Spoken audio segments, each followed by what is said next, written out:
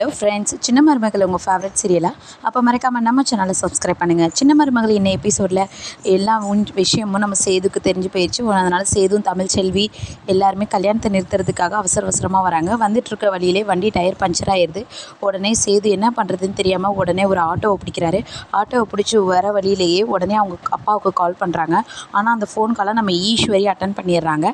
அவங்க அப்பா கிட்ட சொல்கிறாரு, இந்த மலர் இந்த மாதிரி அவன் ஏமாற்றிட்டான், உடனே நீங்கள் இந்த கல்யாணத்தை நிறுத்துங்கப்பா அப்படின்னு அவங்க அப்பா கிட்ட சொல்கிறாங்க. ஆனால் இது எல்லாத்தையுமே நம்ம ஈஸ்வரி தான் கேட்டு அவன் கல்யாணத்தை நிறுத்த வரான், எப்படியாவது சீக்கிரமே கல்யாணத்தை முடிக்கணும் அப்படின்னு சொல்லிட்டு ஐயர்கிட்ட சொல்லி அவசர அவசரமாக பொண்ணு மாப்பிள்ளையும் வர சொல்கிறாங்க.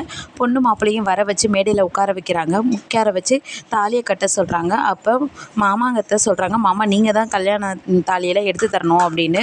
இல்லைம்மா சேது வந்துடட்டுமே அப்படிங்கிறாங்க. இல்லை சேது வரப்போ வரட்டும், முகூர்த்த நேரம் போக போகுது சீக்கிரம் அப்படின்னு சொல்கிறாங்க. அதனால் அவரும் தாலியை எடுத்து கொடுக்குறாரு. நம்ம மாப்பிள்ளை தம்பி தாலியை எடுத்து கட்ட போகிறாங்க. அப்போ கரெக்டான டைமில் நம்ம சேது என்ட்ராகி கல்யாணத்தை நிறுத்துறாரு. மலரோட தான் கல்யாணம் நடக்குமா, என்ன பிரச்சனை வரும்னு இனி வரும் எபிசோடில் பார்க்கலாம்.